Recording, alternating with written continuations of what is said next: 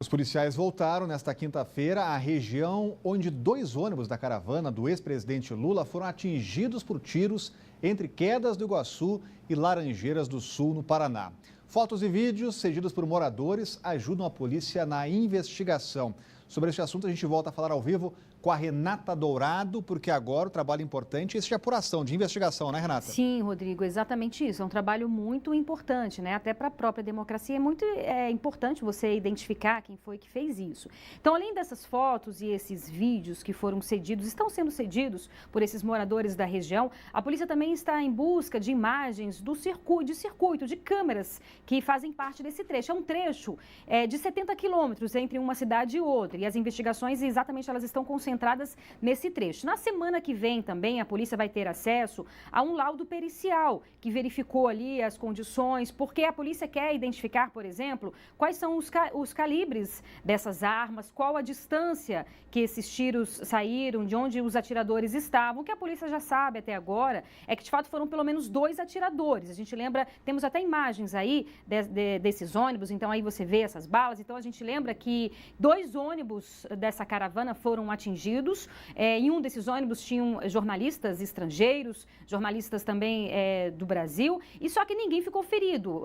E o presidente Lula, ele estava num ônibus atrás. Então aí a gente vê exatamente essas imagens. Então a polícia está investigando. A polícia também já teve acesso, Rodrigo, à troca de mensagens de um grupo aí de WhatsApp de pessoas que estavam mencionando a possibilidade, inclusive, de atirar realmente nessa caravana. Então há todo esse processo de investigação. A gente lembra que na próxima quarta-feira o STF deve analisar aquele habeas corpus aí de defesa do ex-presidente Lula. Então, na próxima quarta-feira, deve ter uma definição com relação à possível prisão ou não do ex-presidente Lula. Rodrigo. Olhares voltados para o Supremo, né, Renata? Obrigado. Mesmo. Vai acompanhar em detalhes esse julgamento importante. Vou falar de solidariedade. Vocês vão conhecer agora a história de uma senhora de 72 anos que mora sozinha em um barraco no Recanto das Emas. E o sonho dela é fazer uma casinha simples, mas a dona Tereza não tem condições financeiras. Alguns vizinhos estão dispostos a ajudá-la a construir pelo menos 2 cômodos. A idosa já ganhou tijolos e telhas, mas ainda falta muito material. Veja só. Aos 72 anos, esta mulher tem um sonho que pode parecer simples para muitas pessoas. Meu sonho é minha casa de novenaria, né? Levantada bem direitinho, até eu morrer, né? Basta entrar no lote dela no Recanto das Emas para perceber que as condições de vida são precárias. Tereza está aqui há mais de 20 anos, quando os lotes começaram a ser regularizados. O muro foi feito, o portão colocado, mas Tereza nunca teve condições de construir a casa. Levantou o barraco depois de doações de madeirites e de telhas que sobraram de construções aqui da cidade. A única porta que dá acesso aos 2 cômodos do barraco foi encontrada no lixo. A estrutura a qualquer momento pode cair. As telhas não suportam mais a força da chuva, estão desgastadas e quebradas. Já as vigas de sustentação e as madeirites estão podres. O madeirite fica escorrendo as águas. Fica tudo aí escorrendo água, pingando, né? Aí desce aqui, ó, desse buraco bem aqui, desce aqui, passa por debaixo da cama. Com as madeiras se desfazendo, o jeito foi escorar pedaços de telhas na lateral do barraco. O banheiro também está longe do ideal.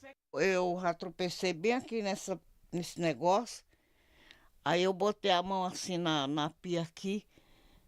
Aí eu caí, fiquei ali naquele canto, pelejando para me levantar e a pia quebrou todinha. Aí meu filho chegou aqui e disse: mamãe, Deus é pai, não sei como a senhora não está toda cortada, como está essa pia toda quebrada. Com um benefício de pouco mais de R$600, Tereza não consegue pagar as contas e se alimentar, quanto mais pensar em arrumar o lugar onde vive. Observando a situação, uma vizinha entrou em ação. Oi, dona Tereza, bom dia. Bom dia. Como a senhora amanheceu hoje?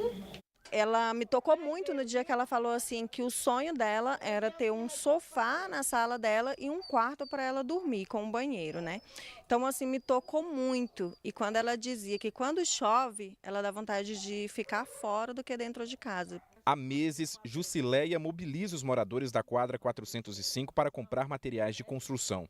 A mulher já conseguiu a doação de alguns tijolos, brita e até a mão de obra. Tudo ainda é pouco, Por isso, para a solidariedade dar certo, é preciso de mais ajuda. Material de construção e ajuda para pagar as contas. E alimentação também, né? Que ela não tem. Quem puder ajudar a dona Tereza pode entrar em contato pelo telefone 98608-5262. Vou repetir, 98608-5262. Os preparativos no Morro da Capelinha para a encenação da Via Sacra continuam. A gente volta a falar ao vivo com o Rafael Porfírio. Tem mais gente chegando por aí, Porfírio? Tem sim, Rodrigo. Olha só, o dia de hoje é o momento em que muitas pessoas aproveitam para pagar as promessas dos pedidos realizados ao longo do ano. Algumas estão subindo de joelhos aqui até o topo do morro, até a imagem de Nossa Senhora. São histórias de pessoas movidas pela fé que você vai ver agora na reportagem. Em cada trecho percorrido de joelhos, pausa para rezar e ler palavras do Evangelho. Pai nosso que estais nos céus, santificado seja o teu santo nome. Esta é a segunda vez que a fé leva o homem a subir a ladeira do Morro da Capelinha. Nos momentos difíceis, ele contava com a motivação da família. Fé em Cristo, em Jesus, está acima de tudo. Acima de tudo. A Maria subiu os 2 quilômetros sem nenhuma proteção nos joelhos. Eu tenho uma empresa e minha conta estava dando como conta... como é que eu posso explicar? Estava bloqueada. Aí eu fiz uma promessa e quando eu fui lá na minha agência, o rapaz falou, não, sua conta não está bloqueada. E o rapaz tinha depositado no dinheiro, estava com medo, porque essa conta não pode fechar. Aí eu fiz a promessa que se não tivesse bloqueada, eu ia subir o Morro da Capelinha de joelho. Enquanto não acontece de fato a Via Sacra em Planaltina, o movimento maior fica mesmo aqui no topo do morro. São centenas de fiéis que chegam a todo instante para rezar, para pedir ou simplesmente agradecer. Aos pés de Nossa Senhora de Fátima, a devoção dos católicos. Eu estou me sentindo muito protegida aqui agora neste momento. No cruzeiro, as velas representavam as preces. Aqui termina o sacrifício carregado de agradecimento daqueles que tiveram os pedidos realizados. Isso é gratidão, apenas. Quando eu cheguei ali e vi a imagem da Nossa Senhora, eu falei, consegui. Pois é, Rodrigo, a encenação começa daqui a pouco, às 4 horas da tarde, vão ser 4 horas de duração essa encenação. São 14 estações com cenários que representam aí, desde a crucificação até a ressurreição de Jesus Cristo, uma tradição que já dura 45 anos, movida pela fé. Com você, Rodrigo. Agora, Rafael, tem gente perguntando o que é esse fogo atrás de você, ficaram até preocupado contigo, em função dessas velas que estão aí, é isso? Exatamente, em função das velas aqui no cruzeiro, que as pessoas chegam, colocam as velas, elas vão se juntando aí, acabou formando essa labareda de fogo aqui que você vê aqui no fundo, mas aí tudo em função dos pedidos, das orações e também dos agradecimentos pelas preces realizadas ao longo desse ano. Com você, Rodrigo. Obrigado, Rafael. Bom trabalho por aí, tem muito trabalho pela frente. Eu vi que o Corpo de Bombeiros está ali também para auxiliar. E olha, o assunto agora são as delícias que rondam a Páscoa, os ovos de chocolate. Não tem jeito. Para muitos, fugir dessa tentação é uma das maiores dificuldades dessa época do ano. E para não escapar da dieta, uma especialista dá dicas mais nutritivas. Veja só. Os ovos de chocolate tornam o domingo de Páscoa uma verdadeira tentação, principalmente para quem não quer cair no pecado de ingerir aquelas calorias extras. A Renata, que perdeu 10 quilos nos últimos 2 meses, promete que este ano vai encontrar forças para resistir à sedução daqueles ovos açucarados e gordurosos.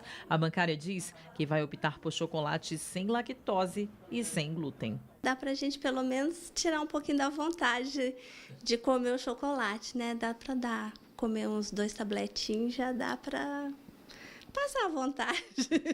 Para essa especialista em emagrecimento, a opção da Renata faz sentido, já que a lactose e o glúten, geralmente encontrados nos ovos de Páscoa comuns, podem causar inflamações, engordar e dificultar o metabolismo. Tem diversas propriedades antioxidantes, ricos em minerais e vitaminas, né? Por isso que precisa ser 100% massa de cacau. O cacau, sim, ele tem as suas propriedades, né? Ele é rico em flavonoides, que é um antioxidante, né? Que combate os radicais livres, então, para a gente viver aí por mais tempo. Alguns especialistas concordam que o chocolate traz benefícios para o corpo. Esta delícia aqui pode diminuir a ansiedade, regular o intestino e até melhorar o sono.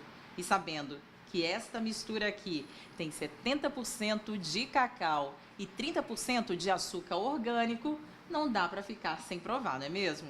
A procura pela versão mais saudável do chocolate motivou este chocolatier a abrir uma empresa que fabrica apenas chocolates veganos. As pessoas preferem o quê? Um ovo natural, né, feito com cacau e açúcar orgânico, né? Porque também o açúcar que tem lá não é açúcar orgânico, é aquele açúcar cristal normal, onde também tem toda uma química dentro dele.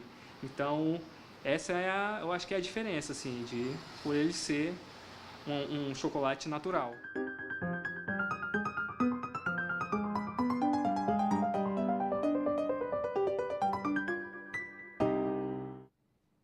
Para cá entre nós, hein? Nada é melhor do que um bom chocolate, ainda mais nessa época do ano, né?